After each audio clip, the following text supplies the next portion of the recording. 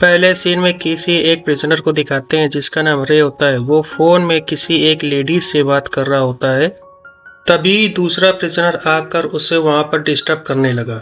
रे लड़ाई झगड़ों से दूर रहना चाहता था, लेकिन प्रिजनर जब उसे परेशान करने लगा तो उसने एक घूंसे में उसकी बोलती बंद कर दी। कुछ दिनों बाद रे फाइनली जेल से छूटता है और वो पिछले 7 सालों से यहाँ पर सजा काट रहा था। जाने से पहले उसने अपनी सारी बुक वार्डन को दे दी जिसने उसने अपनी जेल में पढ़ी। कुछ देर बाद फिलिप नाम का बंदा नई चमचमाती कार में और उसे बैंक लूटने के लिए अपने प्लान में शामिल करने की कोशिश करता है। यही बंदा पिछले क्राइम में रे का साथी था।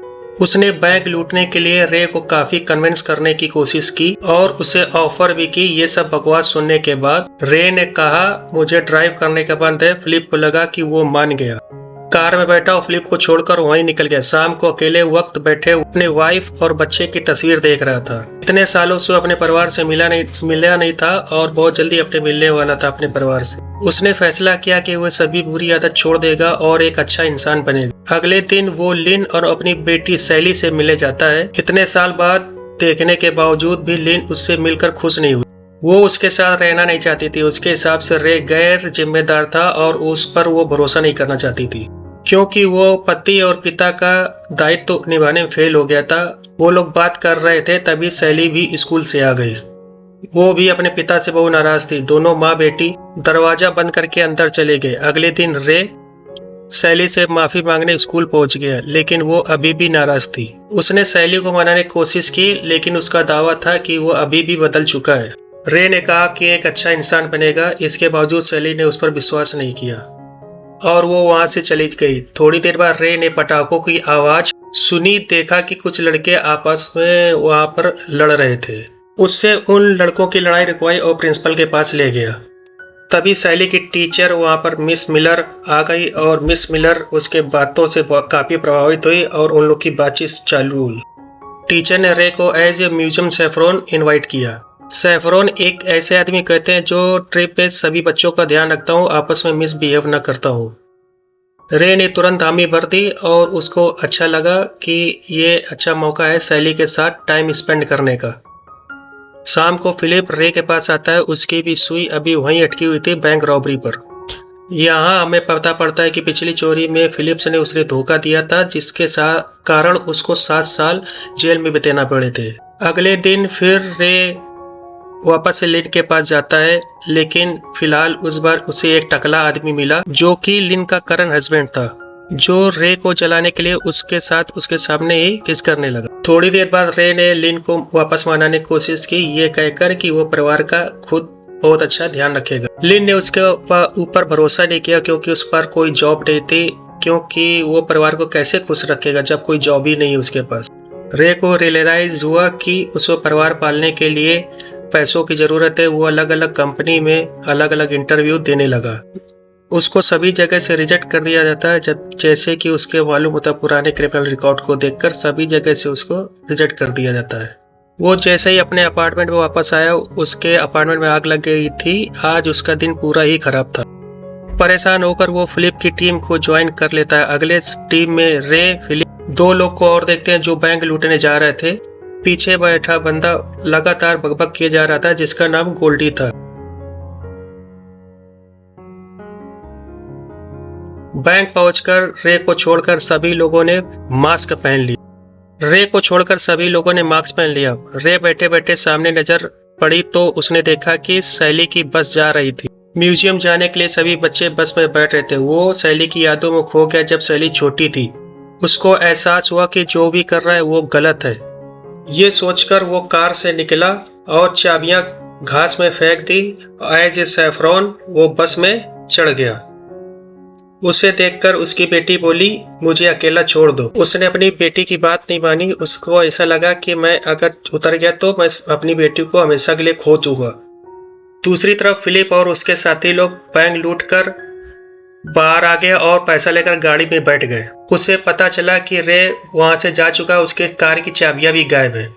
उनके पास कोई रास्ता नहीं बचा और वो वहां से पैदल ही भागने लगे।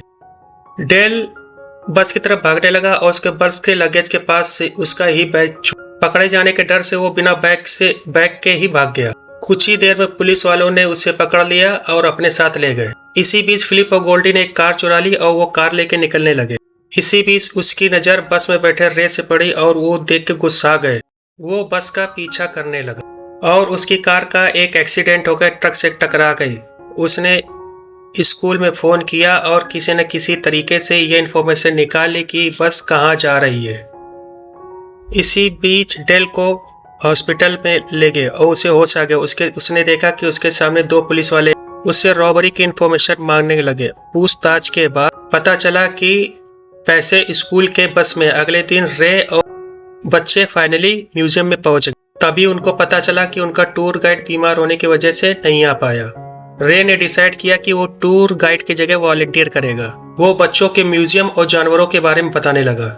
उसे देखकर लग रहा था कि जैसे वो पहले यही काम करता था। दरअसल ये नॉलेज उसे जेल पे किताबें ये पढ़ पढ़ कर मिली थी। रे ने तभी नोटिस किया कि फिलिप और गोल्डी भी म्यूजियम में है। उसने बच्चों को वापस बस में जाने के लिए बोला और फायर अलार्म ऑन कर दिया, जिससे सभी लोग बाहर जाने लगे। इसके बाद रे बाथरूम में जाता है और दोनों बदमाशों की मरम्मत करने लगता है। उसने बताया कि अब वो गैर कानूनी कामों में पड़ना नहीं चाहता, भाई उनका उन दोनों से कुछ लेना देना है। इसके बाद रे उसको बच्चों को दूसरी लोकेशन पर लेके गया। बच्चों से उतरने के बाद रे ने बस का ट्रंक चेक किया, जिससे उसे नोटों से भरा बैग मिल गया। एक बार उसके मन में लालच आ गया, लेकिन उसने फैमिली के बारे में सोचा और उसने तय किया कि पैसों को वापस दे देगा, जिससे उसके बदमाशों और उसके बीच की गलतफहमी दूर हो जाएगी। उसने फिलिप को फोन किया और बुलाया, जो रोड के पार खड़ा था। उसने पैसों से भरा बैग दिखाया, तभी वहां पर पुलिस आ गई। फिलिप और गोल्डी को भागना पड़ा। उसे लगा कि रे ने उसे फंसाया है। उसने रे को पकड़ने के लिए मैक्सिकन गैंग को पकड़ का सहारा लिया। दूसरी तरफ रे और स्टूडेंट होटल की तरफ बढ़ रहे थे। मिसेज मिलर शांति से उस सबको अपने अपने रूम में जाने के लिए बोलती है। होटल पहुंचकर रे सबसे पहले बैग लेकर अपने रूम में घुस गया, पैसों से भरा बैग लेकर। फिर होटल से फोन करके उसने फिलिप को पैसों से भरा बैग ले जाने के लिए कहा। फिलिप ये सोचकर चल रहा था कि रे पुलिस से मिला हुआ है, इसलिए उसने रे को अपनी सीक्रेट लोकेशन पर बुलाया। रे बात ही कर रहा था तब तक उसके पास उसकी बेटी सैली आ गई। उसने अपने पापा से माफी मांगी, क्योंकि वो अपने पापा से बहुत रूडली बिहेव कर रही थी और उसके साथ घूमने बाहर चली गई। शाम को उसको वो म्यूजिक शॉप में ले गया और फिर रेस्टोरेंट। ऐसे आपस के किले सुकुए दूर के। इसी बीच में डिटेक्टिव होटल में पहुंच मिस मिलर से रे के बारे में पूछने लगे। उन्होंने बताया कि जो बैंक रॉबरी है उसमें रे प्राइम सस्पेक्ट है। ये सुनकर मिस मिलर दंग रह गई। थोड़ी देर रे और शैली चलते चलते होटल आ गए।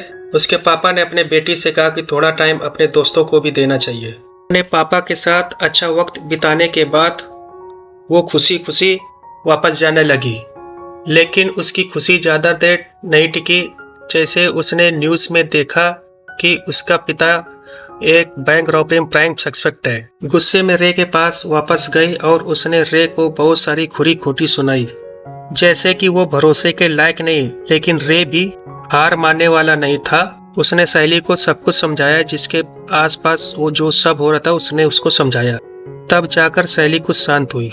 इसी बीच देखा कि डिटेक्टिव उसके पास में ही थे, इसलिए उसने सहेली को पैसों का बैग लाने के लिए कहा। बैग मिलने के बाद सैली को अपने दोस्तों के पास जाने के लिए कहा, तब तक वो पैसे वापस कर आएगा। सैली उसकी बात मानकर जाने लगी। तभी फिलिप और गोल्डी ने उसको किडनैप कर लिया। इसी बीच जब रे बताई लोकेशन पर पहुंचने, वहां पर 3 मैक्सिकन गैंग को देखकर जो उसका ही इंतजार कर रहे थे। रे को ज्यादा देर नहीं लगी उसकी धुनाई करने में। इसके बाद रे को उस फिलिप का फोन आया। उसने बताया कि सैली उसके कब्जे में है। रे वार्निंग देता है कि सैली को कुछ नहीं होना चाहिए, वरना अंजाम बुरा होगा।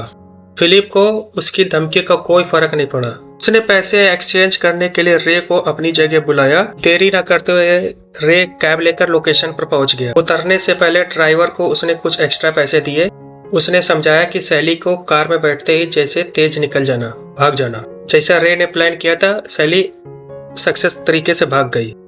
सैली होटल में पहुंच गई दोस्तों के पास। सैली को लग रहा था कि उसके पापा खतरे में और उनकी मदद करनी चाहिए। ऐसा करने के लिए उसने अपने 3 मेल दोस्त जॉर्ज, साइमन और बेनी की मदद ली। साइमन ने अपने आईपैड से रे की लोकेशन ट्रैक कर ली। फिर बेनी ने पटाखों से डिटेक्टिव का ध्यान भटकाया। सब लोग वहां से भाग गए। दूसरी तरफ रे को चेयर से बांधा था क्योंकि उसने पैसों के बैग की जगह गुड़िया को भर दी थी। फिलिप उसे पीट कर असली बैग का लोकेशन निकलवाने की कोशिश करता है, लेकिन रे ने अपना मुंह नहीं खोला। थोड़ी देर बाद सैली और उसके दोस्त लोकेशन पर पहुंच गए। वो 2 टीमें में पहुंच गए। पहली टीम ने पटाखों से फिलिप्स का ध्यान भटकाया और दूसरे ने उसका रे का हाथ खोल दिया। इसी बीच रेस ने अपने मोबाइल से अपने दोस्त को फोन किया जो रेडियो पर काम करती थी। ये ब्रॉडकास्ट लिन और पुलिस दोनों लोगों ने सुन लिया। अब वो लोग क्राइम सीन की ओर बढ़ने लगे। अब रे और बच्चे क्रिमिनल की बंदूक के निशाने पर थे। फिलिप को नहीं पता था कि उसकी बातें रिकॉर्ड हो रही है। फिलिप ने कबूल किया कि रे इनोसेंट है, उसने अपने फायदे के लिए रे का फायदा उठाया है। वे लोग शूट करने वाले थे तभी पुलिस वहां पर आ गई और उन्होंने दोनों को पकड़ लिया। फाइनली रे को इनोसेंट घोषित कर दिया गया क्योंकि क्राइम के समय वो स्कूल बस में था। थोड़ी देर में लिन भी वहां पर दौड़ कर आ गई और वो खुश थी देखकर कि उसकी बेटी सही सलामत है। अगले ही पल उसने रे को थप्पड़ मार दी। इसी वजह से उसकी बेटी खतरे में पड़ गई थी। रे ने बताया कि अब वो एक अच्छा इंसान बनने की कोशिश कर रहा है। फाइनल सीट में ये दिखाते हैं कि रे एक रेडियो स्टेशन पे काम कर रहा था। तभी जेल से फिलिप का जॉकी को फोन आता। जेल की जिंदगी में कैसे ढले इसकी सलाह लेना चाहता था। मैंने कहा कि वीडियो को लाइक करो, शेयर करो और सब्सक्राइब करो। बिना सब्सक्राइब कर चैनल को नहीं जाओ।